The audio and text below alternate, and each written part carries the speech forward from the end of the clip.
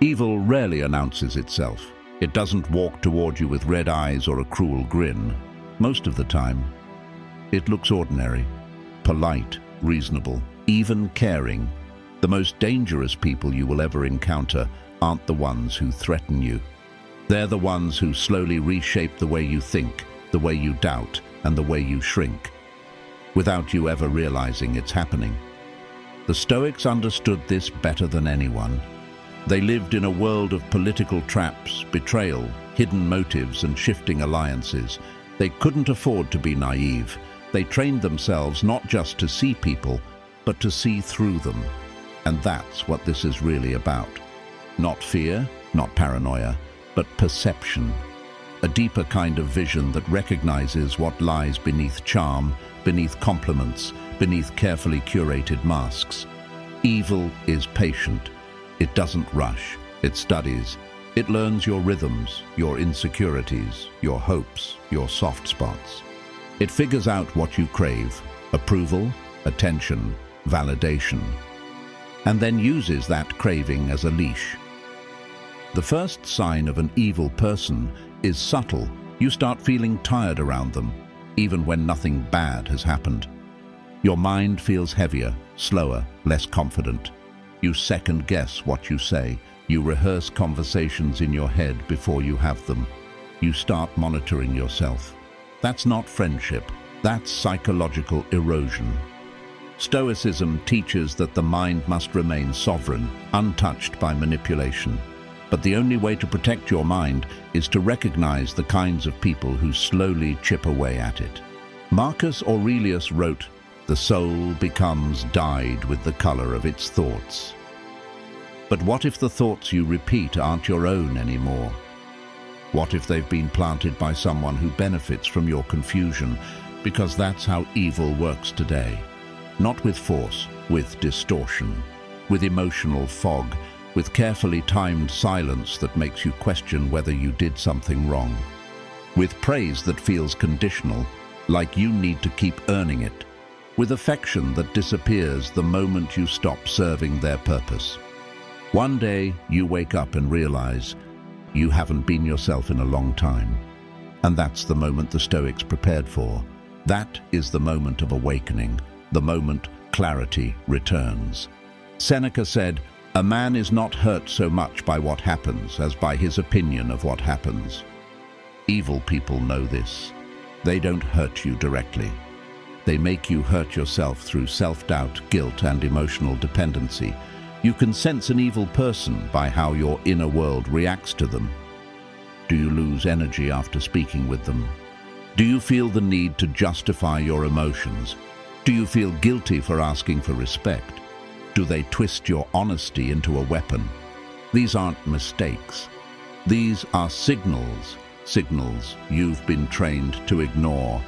Stoicism calls you back to awareness, to seeing through illusion, to recognizing intentions without needing theatrical evidence, because true evil doesn't reveal itself in big dramatic moments.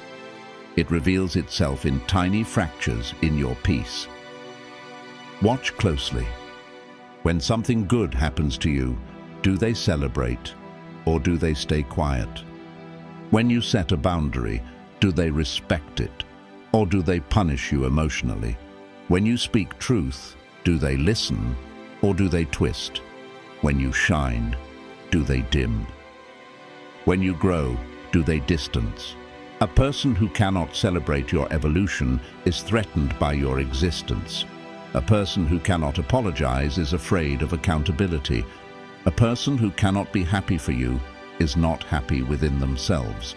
You cannot fix this. You cannot love it out of them. You cannot explain it into harmony. The Stoics never wasted time trying to redeem someone who had no interest in being better. They withdrew, they observed, and when necessary, they walked away. A manipulator loves when you talk. Silence terrifies them, because silence means they no longer own real estate in your mind. The moment you stop reacting, their influence dies. Evil cannot survive without attention. It feeds on your emotional responses: anger, confusion, guilt, desire, hope. If you cut the supply, the structure collapses. And here's the truth most people fear. Some people are not misunderstood. Some people are not going through something. Some people are simply committed to darkness because that's the only world they know how to operate in. Stoicism teaches compassion, but never at the cost of wisdom. You can wish them well and still walk away. You can forgive them and still refuse to return. You can understand their wounds without letting them wound you. This is what the modern world gets wrong. We confuse kindness with self-abandonment. We confuse loyalty with self-destruction. We confuse forgiveness with access. A Stoic knows your peace is your responsibility. Your boundaries are sacred. Your clarity is armor. When someone repeatedly harms your spirit, your stability, or your self-regard, you don't heal the connection. You end it. Not with rage, not with dramatic speeches, but with quiet detachment. Because nothing disarms an evil person more than indifference. Nothing destroys their illusion more than your refusal to participate. Nothing reveals their true nature more than your absence.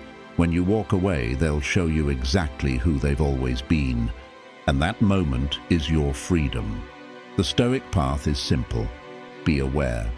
Be discerning. Be steady. Be unshakable. And above all, be loyal only to what strengthens your character. If a person darkens your mind, they do not deserve access to your life. The more you heal, the more obvious evil becomes. The more disciplined your mind, the harder it is to manipulate. The more you value your peace, the quicker you recognize those who threaten it. And once you master this, you stop living at the mercy of other people's intentions. You become a fortress, guided by clarity, guarded by boundaries, and grounded in inner stillness. This is the Stoic way, not to fear evil, not to fight it, but to see it, and to rise above it, untouched.